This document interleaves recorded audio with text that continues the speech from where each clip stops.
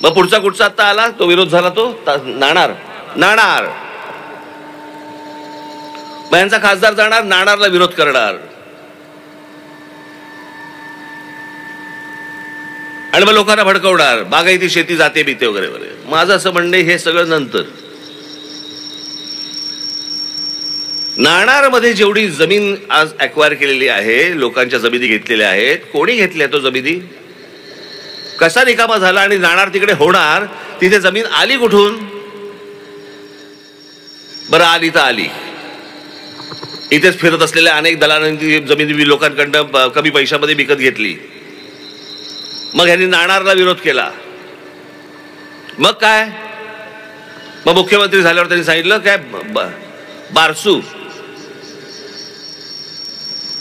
प्रकल्पाचं नवीन नाव ठेवायचं असेल तर बारसू करावं लागतं. आता म्हणे बारसूला हलवा. मग बारसूला म्हणे तिकडे 5,000 एकर जमीन तिकडे सापडली. आता बारसू 5,000 एकर जमीन सापडली कशी? म्हणजे कोणीतरी घेऊन ठेवली होती. बाबांनो, मी तुम्हाला जे सांगतोय ना, हे फक्त वरवर पकडू नका. याच्यामध्ये हे सगळे जमिनीचे व्यवहार आहेत. यांच्याच लोकांनी घेऊन ठेवलेल्या सगळ्या जमिनी, हे प्रकल्प आणायचा नाही आणायचा हे सगळं ठरवायचं. मग जिथे जमिनी घेऊन ठेवलेल्या आहेत तिथे जास्ती मुलांनी सरकार जास्ती पैसे देतं. म्हणजे तुमच्याकडनं 10 रुपयाला घ्यायची गोष्ट आणि सरकारकडनं 200 रुपये घ्यायचे.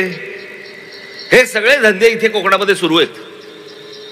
आणि याच्यासाठी म्हणून पहिल्यांदा प्रकल्प थांबवायचा, जमिनीची किंमत वाढवायची, मग त्याच्यानंतर ह्या सगळ्या गोष्टी करायच्या. हे सगळे धंदे इकडचे, हे सगळे आता लोकप्रतिनिधी आहेत ना, हे खासदार हा इथला, यांचे हे सगळे प्रकार सुरू आहेत. याला बळी पडायचंय तुम्हाला.